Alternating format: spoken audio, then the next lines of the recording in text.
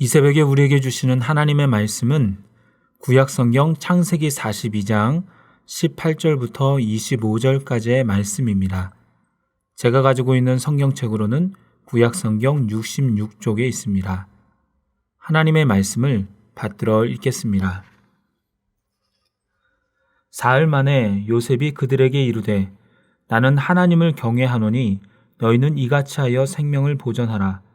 너희가 확실한 자들이면 너희 중에 한 사람만 그 옥에 갇히게 하고 너희는 곡식을 가지고 가서 너희 집안의 굶주림을 구하고 너희 막내 아우를 내게로 데리고 오라. 그러면 너희 말이 진실함이 되고 너희가 죽지 아니하리라 하니 그들이 그대로 하니라.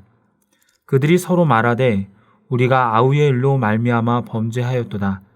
그가 우리에게 애걸할 때에 그 마음의 괴로움을 보고도 듣지 아니하였으므로 이 괴로움이 우리에게 임하도다.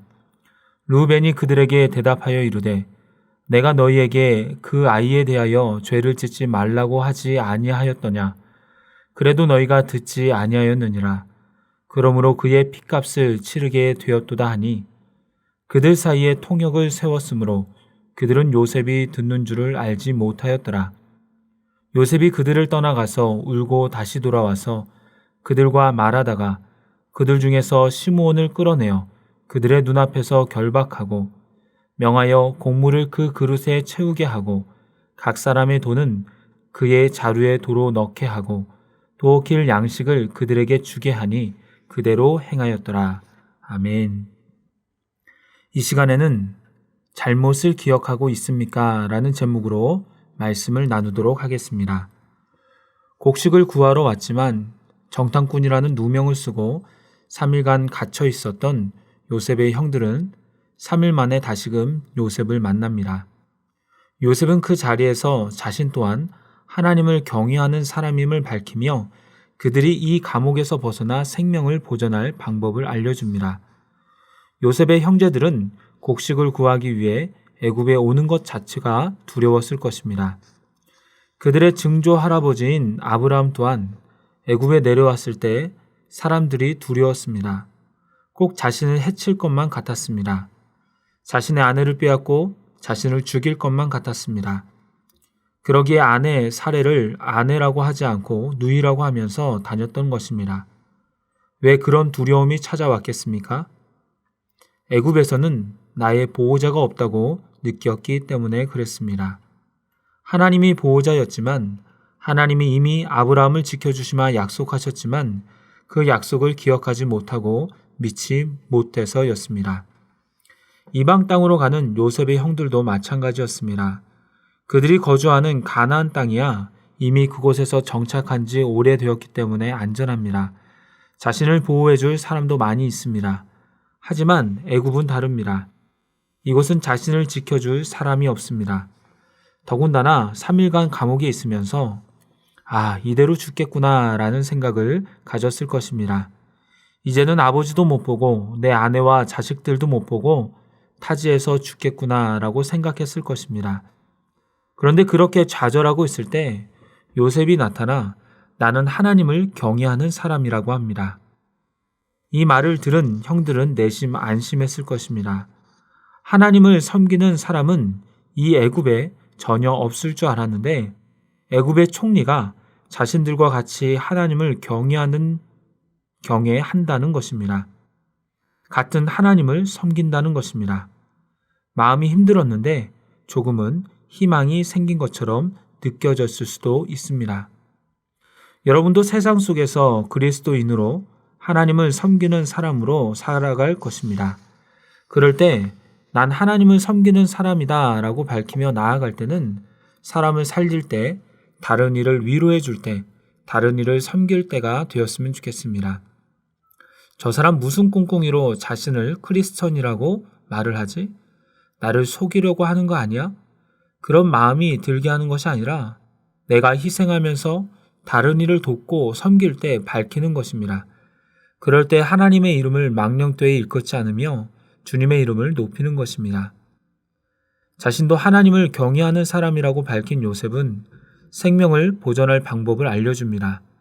너희가 확실한 자들이라면 형제 중 한 사람만 옥에 남겨두고 곡식을 가지고 가라는 것입니다. 그리고 막내 아우를 데리고 와서 너희들의 말이 진실함을 입증하라 라고 합니다. 그러면 다 살 것이라고 합니다. 요셉은 3일 전에는 분명히 이렇게 말합니다. 16절에 보면 너희 중 하나를 보내어 너희 아우를 데려오고 너희는 갇혀 있으라. 이것은 한 명만 가서 막내 아우를 데리고 오라는 겁니다. 하지만 이제는 한 명만 남고 다 간 다음 막내 아우를 데리고 오라고 합니다. 처음에는 한 명만 감옥에서 풀어주려고 했지만 지금은 한 명만 빼놓고 감옥에서 다 풀어주려는 것입니다. 왜 요셉이 마음을 바꾼 것일까요? 그것은 아마도 곡식을 많이 주려고 했던 것 같습니다. 한 사람이 많은 곡식을 가나안 땅으로 옮기지 못합니다. 가다가 도적들을 만날 수도 있습니다. 하지만 9명이 가면 곡식을 많이 옮길 수도 있으며 한 명보다는 안전합니다. 한 명만 남으라는 요셉의 제안은 거부할 수 없을 만큼 좋은 제안이었지만 그럼에도 형들은 상당히 난처했습니다. 자신들 중 한 명이 인질로 잡혀 고통당해야 할 뿐더러 아버지 야곱은 요셉이 사라진 후 막내 베냐민을 제일 아끼면서 그를 사랑하는데 그런 아버지를 설득하여 위험을 무릅쓰고 막내 베냐민을 애굽으로 보내기는 힘들 것이라고 생각했습니다. 이런저런 생각에 형들은 마음이 많이 힘들었습니다. 꼭 자신들이 지금까지 저지른 죄 때문에 이런 일들이 일어나는 것 같았습니다. 그러기에 그들은 서로 이렇게 말합니다. 21절입니다. 그들이 서로 말하되 우리가 아우의 일로 말미암아 범죄하였도다. 그가 우리에게 애걸할 때에 그의 마음의 괴로움을 보고도 듣지 아니하였으므로 이 괴로움이 우리에게 임하도다. 이미 20년이나 더 지난 시간이었음에도 불구하고 20년이나 더 지난 일이었음에도 불구하고 형들은 요셉의 애원을 매몰차게 외면하며 노예로 팔아버린 결과로 자신들에게 이러한 공경이 임하게 되었다고 또 그러기에 이러한 괴로움이 임하게 되었다고 말을 합니다. 그 말을 들은 르우벤이 이어서 말합니다. 22절에 르우벤이 그들에게 대답하여 이르되 내가 너희에게 이 아이에 대하여 죄를 짓지 말라고 하지 아니하였더냐. 그래도 너희가 듣지 아니하였느니라. 그러므로 그의 핏값을 치르게 되었도다 하니 르우벤은 맏형으로 요셉에게 해를 입히지 않고자 했지만 형제들은 그의 말을 듣지 않았습니다. 그러기에 요셉의 핏값을 이제야 받게 되었다라는 것입니다. 르우벤의 말로 보면 르우벤과 형제들은 이미 요셉이 죽었을 것이라고 생각하는 것 같습니다. 창세기 9장 6절에 보면 다른 사람의 피를 흘리면 그 사람의 피도 흘릴 것이니 라고 합니다. 이들은 이 하나님의 말씀을 알고 있었을 것입니다.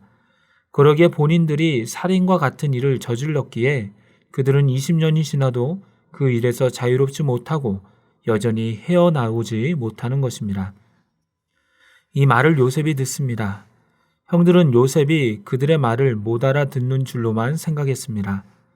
형들의 말을 들은 요셉의 마음은 어땠을까요? 응징자라는 영화가 있습니다. 고등학교 시절 준석은 창식한테 많이 괴롭힘을 당했습니다. 그 과거는 자신을 얽매이게 만들었고 준석의 삶을 망가뜨렸습니다. 그러다가 길에서 우연히 자신을 괴롭힌 창식을 만납니다. 그러나 창식은 과거의 일을 까맣게 잊어버린 채로 살아갑니다. 가해자는 기억하지 못하고 당당하게 살아가는데 피해자만 힘든 삶을 살아간 것입니다. 참아왔던 분노가 침입니다. 그러기에 하나하나 이전에 자신을 괴롭혔던 그 가해자를 응징합니다. 만약 가해자였던 창식이 과거의 일을 진정으로 미안해하며 용서를 구했더라면 야, 몇 년이나 지난 일인데 그거 가지고 그러냐? 그렇게 말하는 것이 아니라 그때는 내가 정말 미안했다, 너무 후회한다 라고 했더라면 복수를 꿈꾸지 않았을 수도 있습니다. 왜냐하면 그 후회한다, 미안하다 라는 한마디가 마음을 조금은 풀리게 하기 때문입니다. 요셉은 후회한다, 미안하다 라는 말을 형들에게 직접 듣지는 않았지만 20년이 지난 지금도 그 일에 대해서 여전히 괴로워하고 있으며 여전히 후회하고 있는 그들을 보며 또 자신의 일을 잊지 않고 반성하며 죄책감에 시달리는 저들을 보며 눈물을 흘립니다. 이러한 형들의 반성은 요셉의 마음을 여는 결정적인 계기가 됩니다. 오늘 말씀을 들으며 혹시 내가 가해자였을 때는 없었는지 돌아봤으면 좋겠습니다. 가해자라고 하기가 좀 그러면 말을 바꾸어서 상처를 준 사람이 아니었는지 생각해 봤으면 좋겠습니다. 꼭 때려서 상처를 준 것만이 상처가 아닙니다.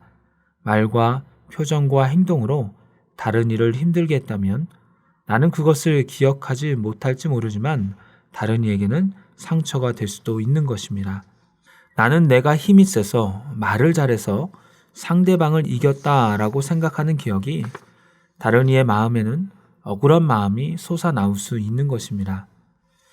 몇 년 전의 일인데요. 이전에 교회에서 시어머니와 며느리가 같이 교회를 다니고 있었습니다.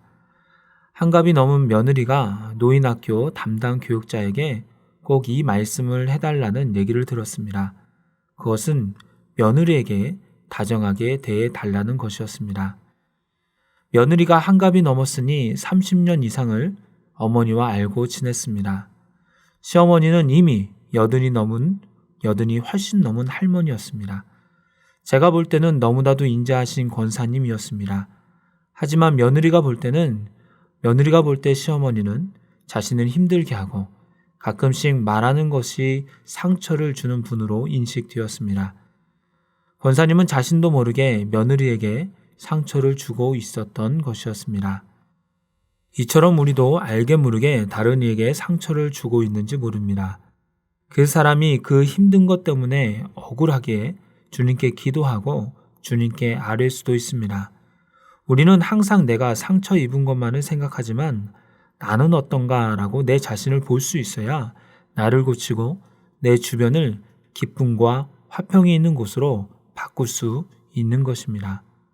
형들이 죄책감에 시달리는 모습을 보고 그들을 떠나 한바탕 울고 난 요셉은 다시 돌아와서 시므온 한 사람만을 끌어내어 형제들 앞에서 결박하고 형들에게 곡식을 주며 그들의 자루에 돈을 넣어 아버지 야곱에게로 떠나게 합니다. 이제 말씀을 맺도록 하겠습니다. 요셉은 형들이 과거의 일을 후회하는 말을 듣는 것만으로도 조금은 마음이 열리기 시작합니다. 자기만 괴로웠던 게 아니라 형들도 그 사건 때문에 괴로움을 겪었다는 것에 마음이 조금은 풀립니다. 우리는 세상의 빛과 소금입니다. 우리가 가는 곳에 우리가 만나는 사람에게 상처를 주고 분열을 주는 사람이 아니라 주님의 사랑을 전하며 실천하는 사람입니다. 그러기에 혹 내가 상처를 주고 있지는 않았는지 누군가를 미워하며 나도 모르게 말을 함부로 하지는 않았는지를 돌아보며 만약 그렇다면 미안하다고 사과하며 다시금 관계의 회복을 이룰 수 있는 저와 여러분이 되기를 바랍니다. 기도하겠습니다. 하나님 아버지, 이 새벽에 이렇게 주의 말씀을 듣게 하시니 참으로 감사를 드립니다. 나로 인해서 상처를 받은 사람이 있다면 내 잘못을 기억하게 하여 주옵소서. 그리고 상대방에게 미안하다고 말할 수 있는 용기를 주셔서 관계가 온전히 회복되게 하여 주옵소서. 그래서 세상 속에서 사람들에게 말과 행동으로 이겼다고 자랑하는 것이 아니라 다른 사람을 용납해주고 사랑해주고 섬겨줌으로 말미암아서 주께서 나를 자랑하시는 삶을 살게 하여 주옵소서. 예수님의 이름으로 기도드리옵나이다. 아멘. 생명의 말씀으로 나를 채